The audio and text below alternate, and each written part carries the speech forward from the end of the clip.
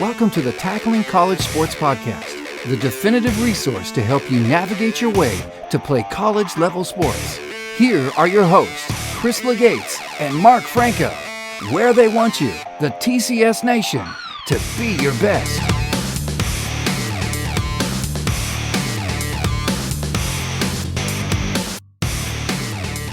Welcome, TCS Nation, and thanks for tuning in to the Tackling College Sports Podcast.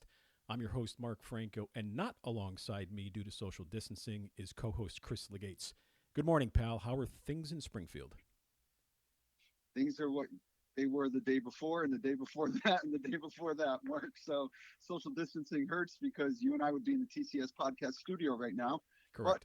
But through technology, we're able to have an amazing guest on here with us today. Getting it sorted. So, Chris, our guest today is Nina Sossamon-Pogue. Nina, thanks for spending some time with us today. It's an honor to be here. I'm pleased to have a break from the repeated days that we all have right now. That's right. A little bit of Groundhog Day. Ned Ryerson, is that you? Exactly. That's awesome. All right, so let's dive right in. Nina, can you give our listeners a history of your background from your days as a gymnast to how you ultimately wound up as an Emmy-winning news anchor, author, and successful corporate executive? Well, it's a long story, so I will be brief. But I was a gymnast early on in my life. Yes, in the beginning. No, I was a gymnast early in my life, like most young gymnasts, 3 and 4 or 5 years old. Started the sport with dance and gymnastics, but became a competitive gymnast at 5 or 6, and spent my whole life growing up in a gym. Moved away from home when I was 13 into the Olympic Training Center, which then was in Silver Spring, Maryland, the one that I moved into. And then I made the U.S. team and traveled for a few years with the U.S. team, and then did not make the 84 Olympics. After being on the cover of a bunch of magazines, Maryland's Olympic hopeful, really was a big build-up, and then I didn't make the team, which was tough. And then I went to LSU. I was one of the top recruits, having been at the top of my game at that time. And I went to LSU on a gymnastics scholarship, had a great start to my college career there, really excited to, be among people who had also given their whole life to their sport, and we are kindred spirits. And then I blew out my knee my freshman year of college and lost my sport. Wow. And so I really had to reinvent myself again. And that's when I got into television, had great success in television, but had some downfalls there too. And then I got into tech, and I had some great success in tech. And then I moved on and became an author, and I'm a speaker now, and I speak on resilience because it certainly is a lot. You do learn a lot through sport and through work and through just the trying times in your life. You learn much more from when you fail than you do from when you get it right. Sure. So, Nina, in doing some of our That's a very abbreviated. Yeah, encapsulate, right. In doing some of the research, we read that you're a big proponent of planning. And can you discuss your take perhaps on the topic and maybe relate that how student athletes can benefit? Well, I think that student athletes, like right now we have a lot of athletes who are upset because they missed their senior season, and maybe they don't get to go to college, or they are in college and they're having a tough time thinking about what's next because of all that we're dealing with right now. Sure. I'm a big fan of what I call becoming the corporate athlete. I think there's a great opportunity. And right now when things are tough, a lot of the former athletes are the ones who are leading the way in our big companies and corporations across the globe because they already understand resilience. There's not an athlete out there who has gotten injured and had to come back or hasn't had to adapt. The athletes are super coachable. Sure. They embrace change. They know that it's necessary to change to win. They have that mental toughness to go, hey, game plan's changing. I've got to do this. Right. So you really have that piece of being a corporate athlete that is so important. It gets to go with them. And I've been trying to spread this message for these young people who go, you get to take it all with you. It was not for naught that you spent all that time in the dugout or in the gym or on the field. Those lessons you learn and the things that the resilience that it built up in you definitely goes in with you in life. And that is how you have success and continued success like I have and other people have. Right. Interesting. Hey, Chris, go ahead. Nina, first of all, congratulations on your new book, and I'm going to give you a plug for it right here. This is not the end. Strategies to get you through the worst chapters of your life. Now, when you wrote it, could you have imagined that you'd be releasing it in the middle of a pandemic? No, that was certainly not the plan. I don't think any of us woke up on January 1st setting our goals for the year, Right. our career goals and our personal goals, and went, hey, let's just survive a pandemic. You know? Yeah. But I'm honestly, sure what was your motivation and inspiration for writing the book? Yeah, so the book, I'm very proud of it. It's called This Is Not the End, because there are many times when we feel like we have a part of us that really identifies who we are. Say, you're an athlete, and it just feels like it's the end when your sport is over. Or when I did news, it was in television for all that year. So when I changed from that, I felt like it was the end. So This Is Not the End is about when something big happens in your life and you start a whole new chapter. Because you do feel like it's the end, but I use the analogy of your book of your life, and it's a really long book. And while it feels like it may be the end, you're just at the end of a tough chapter. Now, I wrote the book because as I got older and I was, raising my own kids and they're getting ready to go off to college and I'm working in a corporate job, I found myself being this go-to for people who were going through a tough time. So whether it was one of my friends' kids who would just sit on the end of the dock and say their life was ruined and they made a jerk of themselves at a party and they didn't even want to go on. Their mom was mad or they wrecked the car or whatever. They just felt like everything was ruined. Or whether it was a guy in my neighborhood, people in their 40s, a man would knock on my door with a cup of coffee and say, hey, I just lost my job. And you know me and my wife and my kids. Can we just chat and help me reset, like figure out what to do next? And then at work, I was always getting booked on my calendar for a 30-minute sync for people I didn't even know well. And they were like, I'm just going through a tough time. And I heard you were the one that could get me through this. So I became that person. And I was like, I knew I was helping people, but I wasn't sure exactly what it was in an organized way that I was sharing, but I was helping people. So the book came out of a need to organize those thoughts so I could help more people than just the people I was physically in contact with on a daily basis.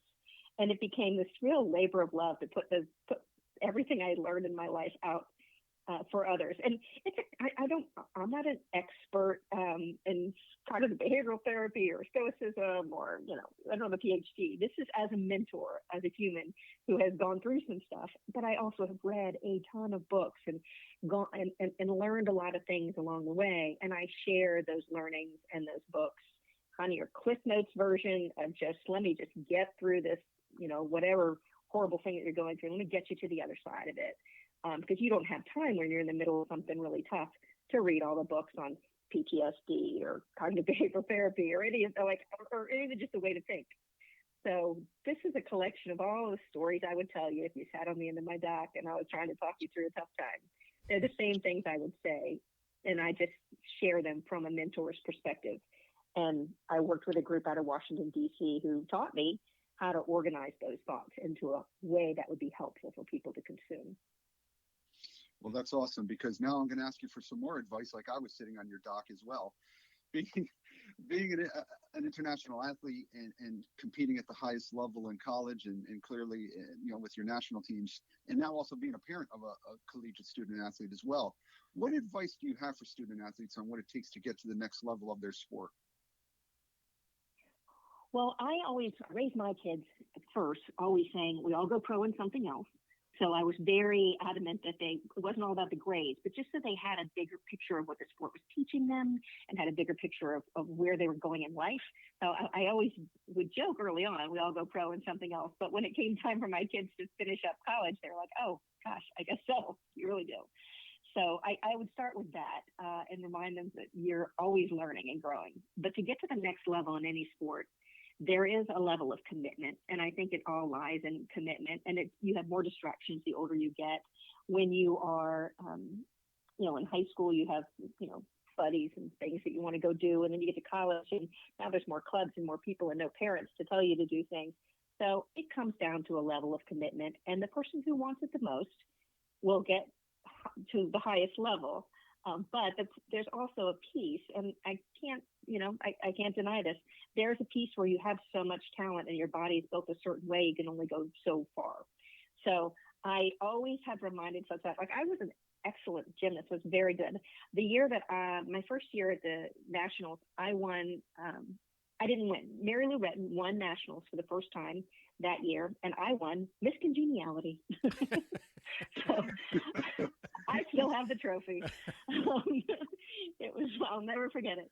So, I was a great athlete. I worked really hard, and I was the one that was in the gym longer, and I got to the level that I did because I was super committed, and I was a hard worker, and I had a great attitude every day. And I think that is how you get to the top of your game. To be the best in your sport in the world, there are other factors that come in that you don't have control of everything. Along with that, I have something else that when I really stress to my own children, and I love to share with anybody who's listening, and I'll use a baseball analogy for it. So in every situation, whether you're stepping into the gym or the field or whatever, and when you get into the business world or when you walk into your house, in every situation, you enter a space either bringing good energy, or needing energy. You either are bringing energy into the room or you're sucking it out of the room. I always used to tell my son, who was a baseball player, I'm like, don't suck. I said, do you want to be that guy in the dugout who brings energy into the dugout, or the one that everybody has to cheer up and get going? Like, you're either coming in with good energy and adding that energy to that space so everybody's in a good space, or you're the guy that they're having to build up and get going and who's having a bad day. So in any situation, what you bring to the table, you want to be that guy on the team. You want to be that girl on the team. You want to be the one who brings some really good juju in for the rest of the team in every situation you can put yourself into. And granted, we all have bad days, but how we approach those is very different if you have that mindset of, oh, what am I bringing into this space right now? Am I helping everybody and bringing them up, or am I bringing everybody down?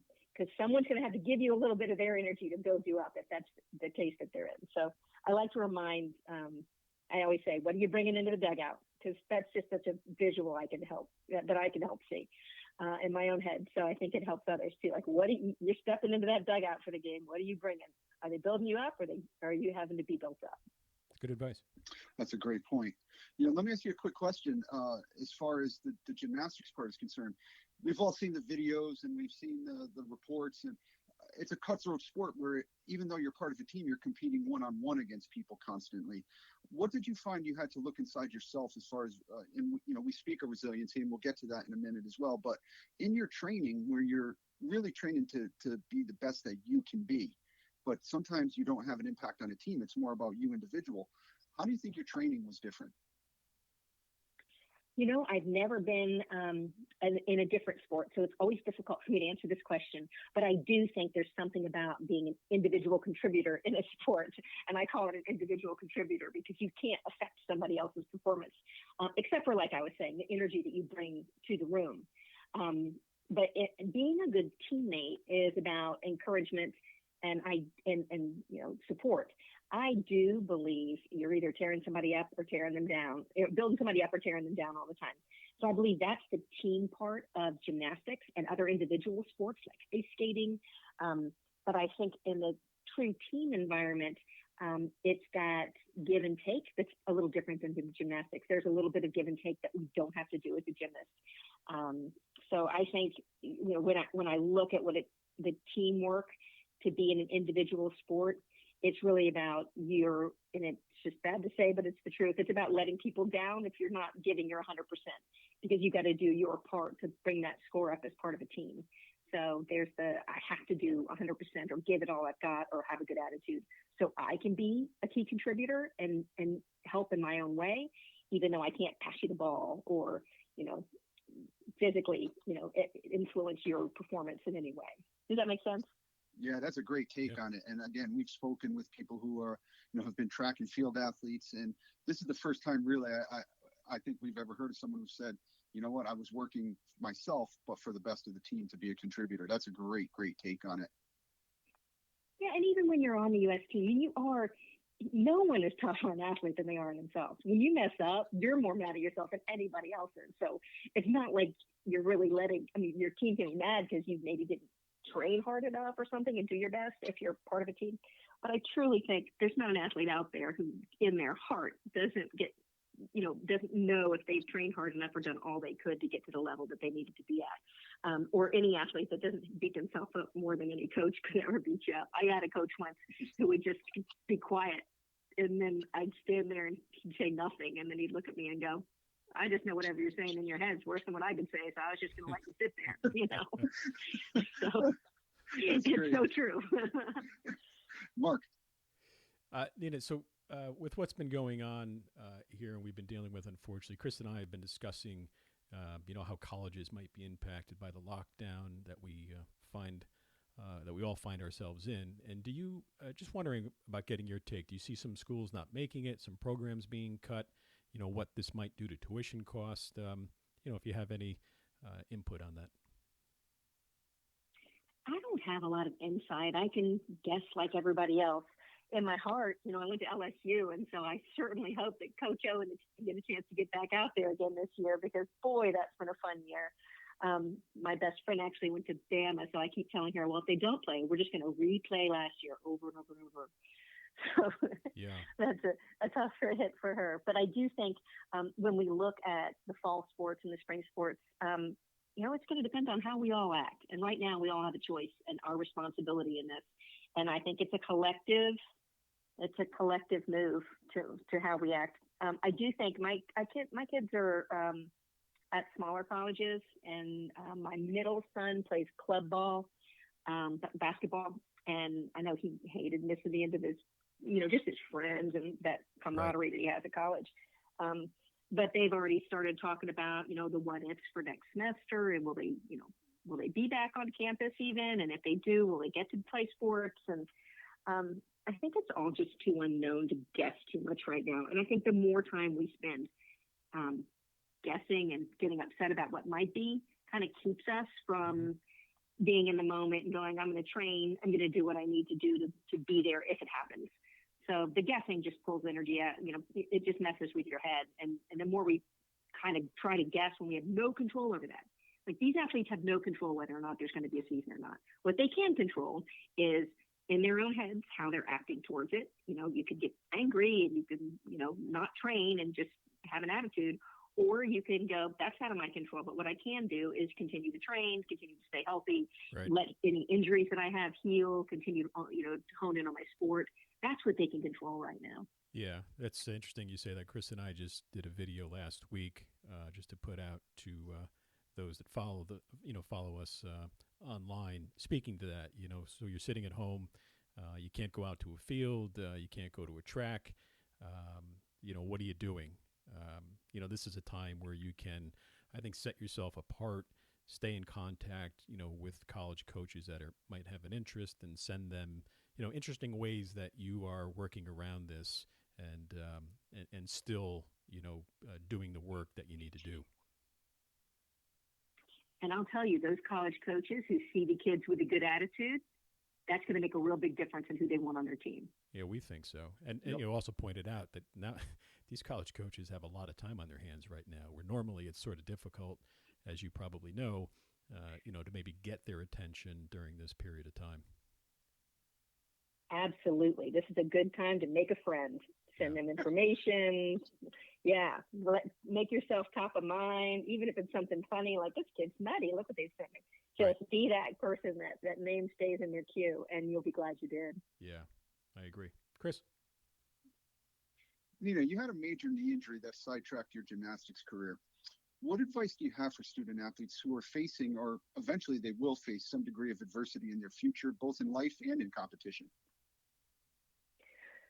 Well, I did a beam dismount and blew out my knee in college, and it was career-ending and my third knee injury, and it was just gone by that point. There wasn't enough to repair it, but it wasn't my first injury. But any athlete who's going through an injury or is in college and facing a big adversity, I truly believe you've got to big picture it, and it's really hard to do when you're in the moment. When you're an athlete and everything is, back in my day, it was on my bumper sticker and my sweatshirts, and it's how I identified that way. That's who I was. I was a gymnast. And nowadays it would be on my Twitter handle, and my Facebook, it'd be on they don't do Facebook, it'd be on their Instagram account. So they would be very identified with that.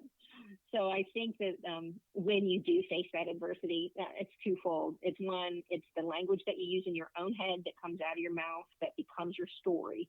So if, this sucks and this is awful and it's not fair and you hate everything, that's going to be your story. But if this is a challenge and yeah, I'm going to get through this, and timing couldn't have been worse, but I'll figure something. I mean, that becomes your story too. So my first advice would be the language in your own head. Be careful with that, because that's the language that comes out of your mouth, and that becomes your story, because people will repeat it back to you. And then the second part is to big picture it. So when I do this in my book, my kids call it my chapter 6 thinking. My daughter will call from college and say, "Oh, my friends are a mess. I must have done chapter 6, 3 times this week." But my chapter 6 thinking, when something bad happens,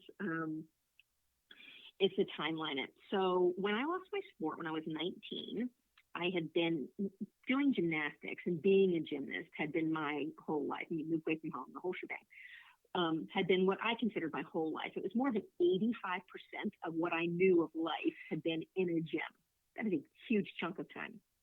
Now, so when you do have a big career-ending injury, or you have something big happen, it does feel like everything, because it is what you know of life at that moment when you're a teenager. Now, looking at it from where I sit now in my 50s, by the time my kids left for college, gymnastics was about 28% of my life, and parenting was about 40% of my life. So very different. And then by the time if I live to be 100, which I need to eat better and not drink so much wine during this pandemic, but if I do live to be 100, I will look at that math even differently. And the math down the road is gymnastics will be a smaller percentage of my life, and all of the amazing other things that I've done will be a larger percentage of my life. So I really encourage them. It's hard to big picture it when you're in that moment, but that's the other piece. Picture it in the book of your life. It's not your whole life. It seems like it is, but the book of your life is so much longer, and all the pages ahead are blank, and there's a lot of pages ahead when you're a teenager. Sure. So there's two things: your language, and then where it fits in. And do you think that applies to, when you're now in the work field and you're a professional, you're going to maybe get passed over for that job that you wanted or something like that? So would you be able to tap into those same areas to deal with that adversity?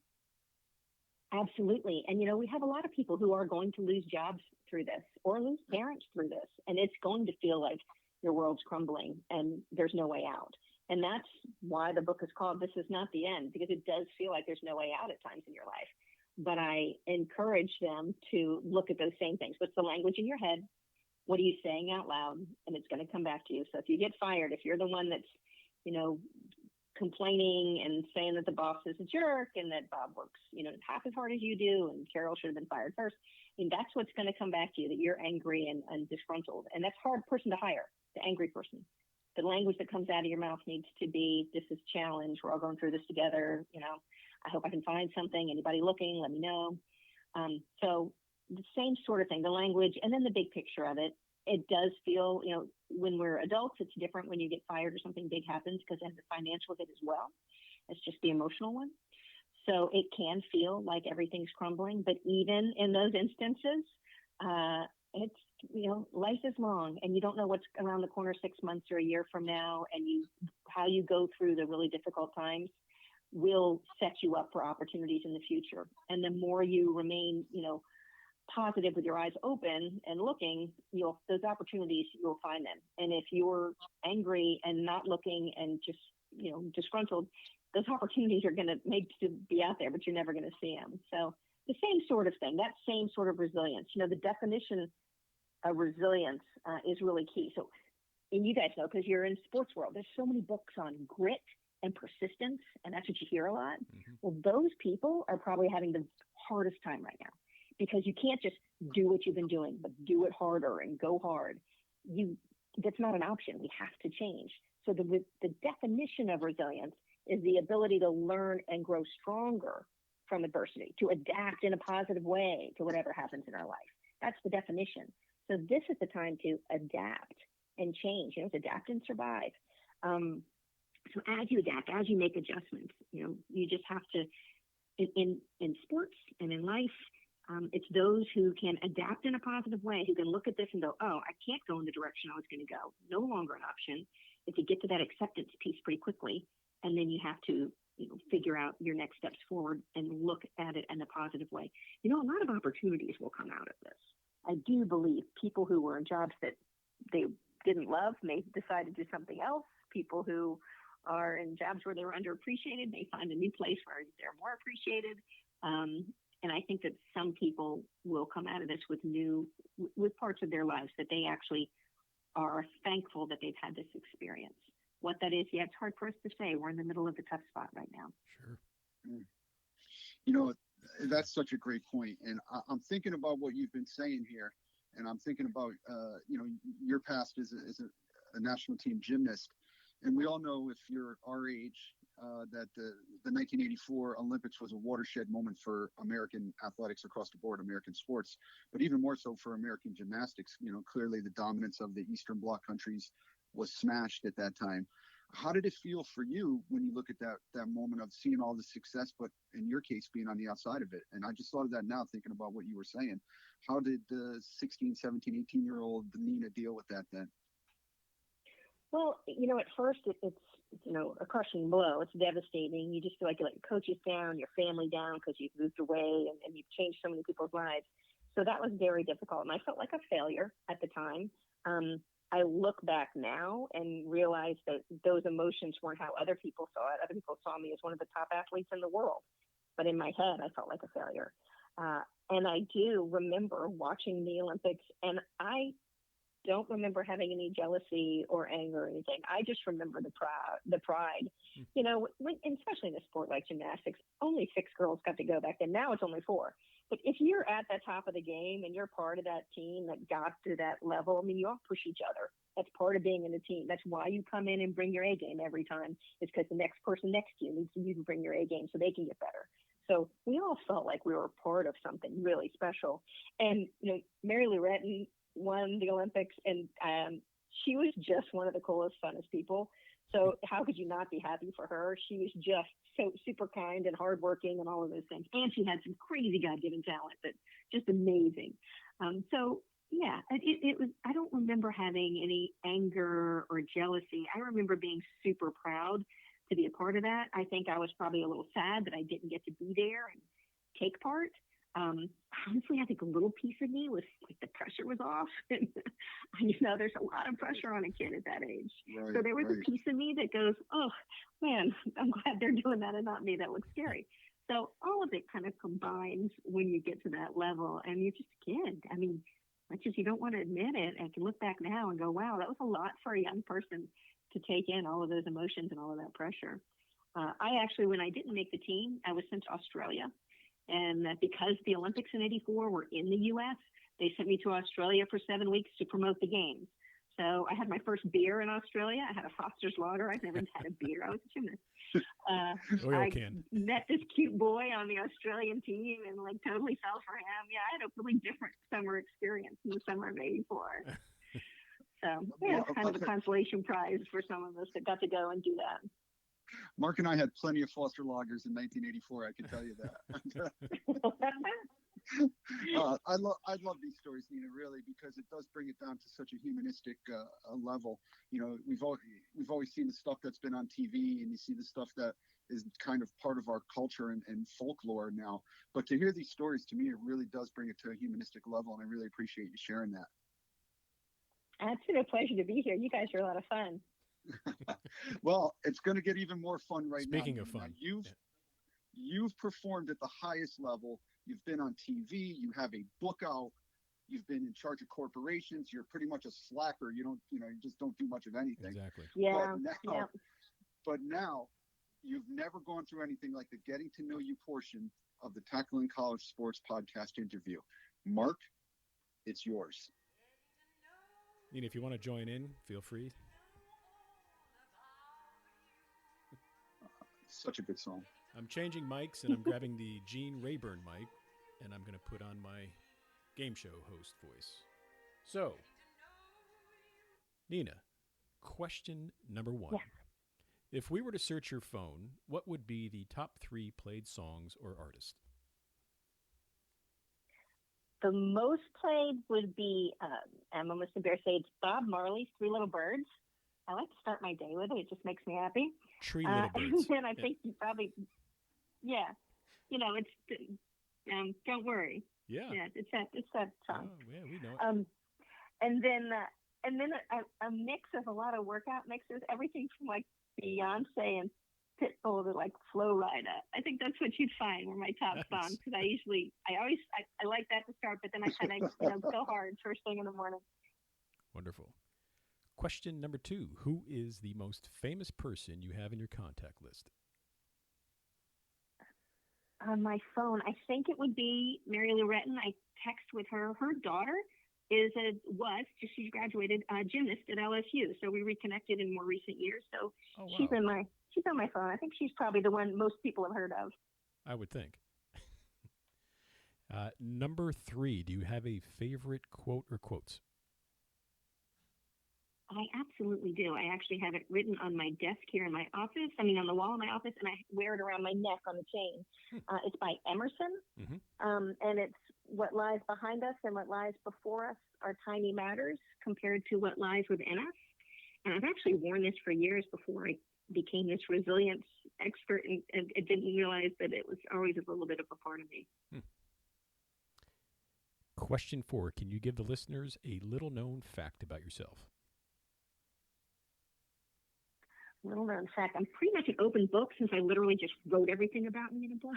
But one little known fact, during this COVID experience, I am trying to get my splits back. So I've been stretching every day. I decided I wanted to be more flexible. So all my 50-year-old girlfriends and I from college, we're all having a contest trying to see who can get our splits back. All right. Interesting enough, Chris is doing the same. Not sure I need to share that openly.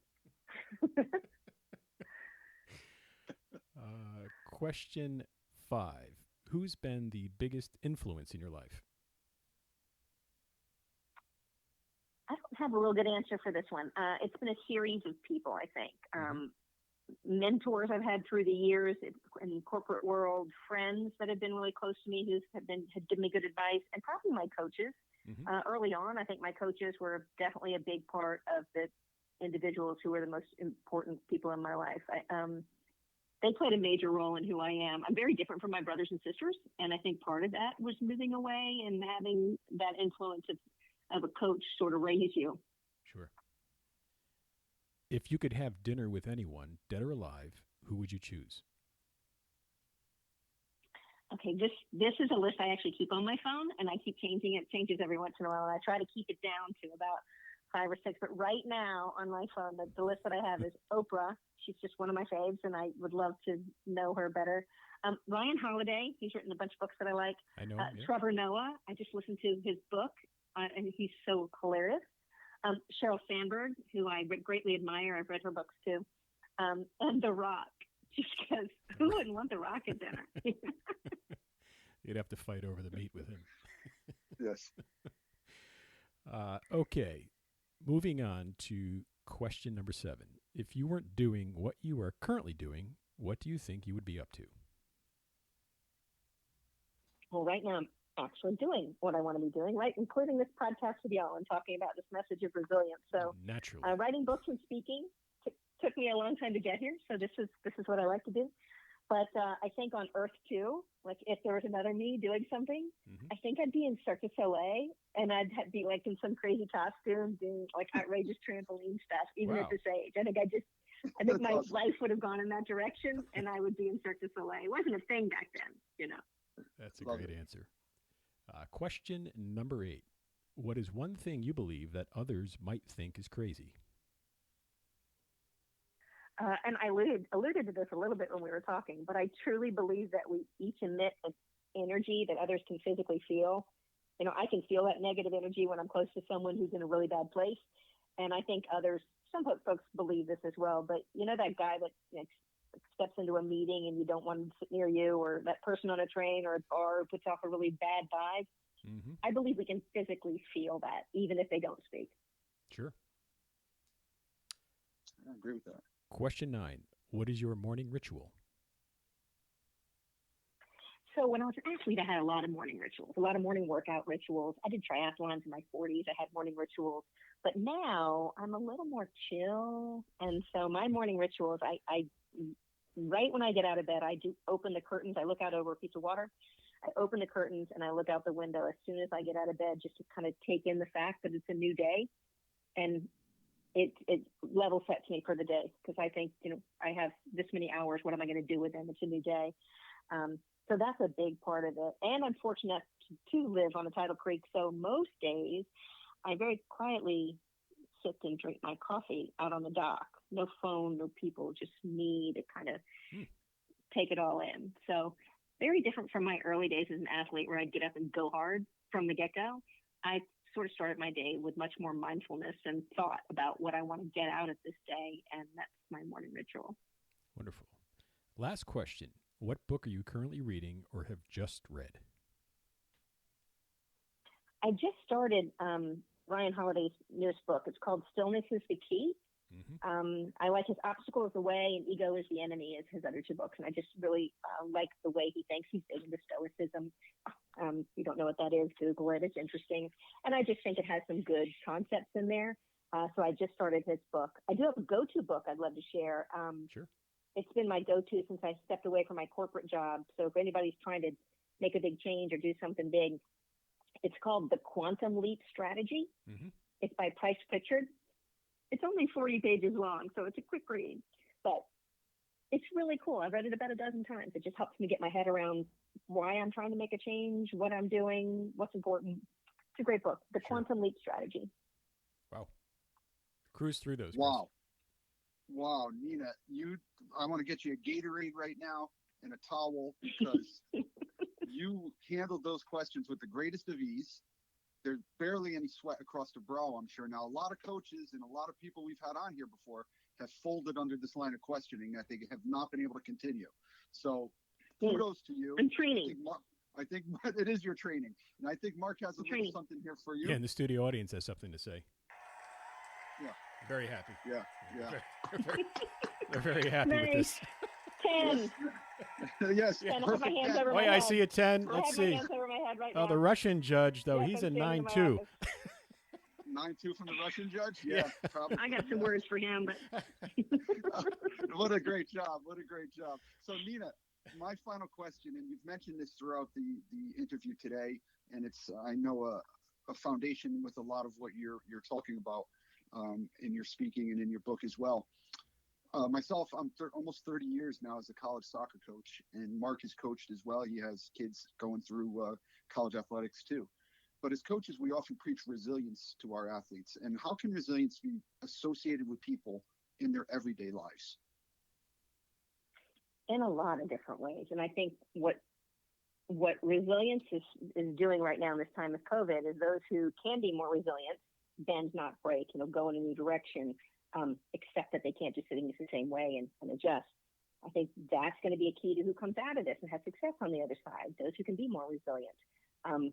But when it comes to athletes specifically, how you can use this resilience in your everyday lives on and off the field is it is just a coachable moment. To look at this time for all of us as a coachable moment and embrace the change, know what's necessary to win in life or your sport, and just have that mental toughness to remain poised and confident despite this giant adversity that's going on around us.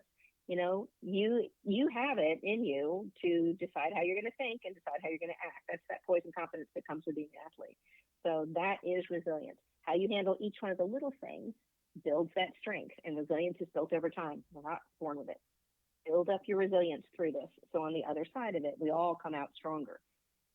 Choose your language carefully on how you think about this and what you say about it, and make this a coachable moment for yourself. It's brilliant. Mark. Well, I'm changing this last question up because before we started recording, we discussed a little bit about that your kids have gone through the college process playing sports. Do you want to perhaps touch on the background and what you went through and what you've learned, perhaps share with the audience? Well, my daughter, I have three. My daughter was a gymnast for a little while and then became a dancer. So by the time she went to college, she just looked for schools that had dance programs. A ballerina dancer, total bunhead, not a dance team dancer. Yeah. And then our middle son played basketball and had some success, but really was the kid who worked the hardest and everybody liked him. He was that kid on the team but not the rock star. Sure. And then our oldest was a very strong baseball player like his dad, and he was very good, and he had Tommy John his senior year. So very difficult. And I talk about it in the book. It's in the last chapter of the book, and it's sort of what I hope parents take away from reading that book is when he was a teenager and blew out his knee in high school, it did feel like his whole world was crumbling. And I couldn't hug him and tell him that he's going to be fine and it's all okay and you're just a kid. That's not what they need to hear at that moment. But you got to sit with them and let them just feel like their world's crushing and, reassure them that, yes, this sucks, but we're going to get through it and you're going to be okay. He went on and all the D1 scouts, went elsewhere. He played D3, got D3 scholarship, an academic scholarship for D3 school and played D3 ball for a year. Came back, and then he went down and played junior college and played JUCO ball for a year. Really wanted to be seen, and then he popped his elbow again. And so he dropped his sport and had to figure out what to do next. And I think the best lesson I can share from all of this is now he's 22, and he's about to take the MCAT. And he was home. He's home with me during this for weeks, and he and his girlfriend have been living here. They live in Baton Rouge. He went to LSU.